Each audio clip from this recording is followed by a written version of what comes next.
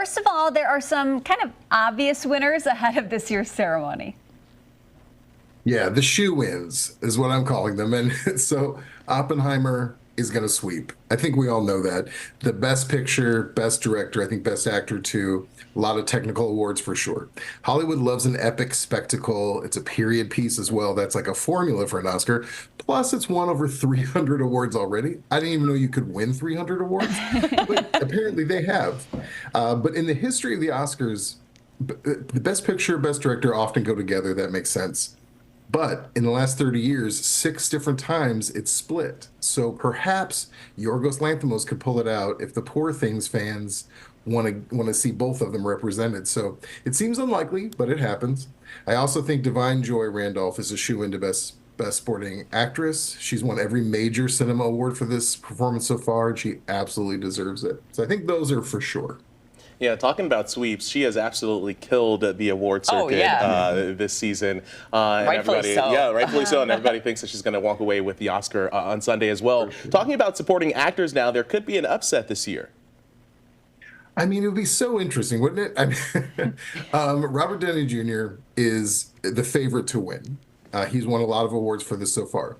Now, Ryan Gosling, he's like the second favorite, not too distant second, and he's also won a lot of awards. Here's a couple things that could edge Gosling into the award.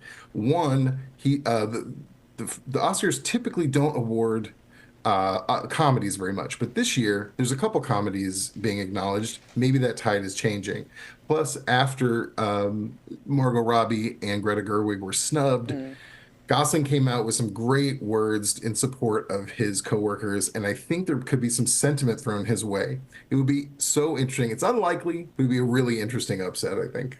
Yeah. But Robert Downey, though, he's been nominated for Chaplin and Tropic Thunder. I mean, we want to see our Iron Man get in there. I don't know. I mean, both did great. They did. Can you imagine Ryan Gosling though winning an Oscar for playing Ken in Barbie? I mean, that would be the most Barbie thing to happen, exactly, right? Yeah. It would. All right. And goodness. lastly, but not certainly least, there is a close race in the Best Actress category. We're talking Emma Stone and Lily Gladstone. Yeah. I mean, both great performances here, but I feel like Lily has the edge here. At least she's had. Yeah.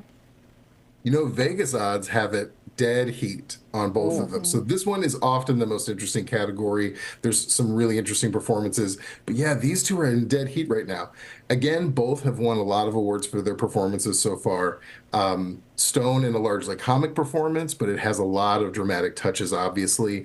And Lily Gladstone, who folks may not know quite as well, but when people talked about Killers of the Flower Moon, they talked about Lily Gladstone far more than her co-stars.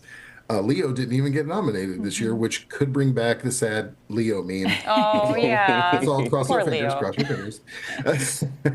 And as much as I loved Poor Things, and I really did, and Emma Stone's fantastic, I'm edging out also a little bit towards Lily Gladstone for this.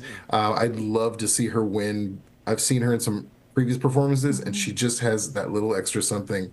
I think she's going to be phenomenal in the future. Yeah, definitely deserving of that for sure. Here's my prediction. That Oscar is going to go to an actress whose name has Stone in it. There you go.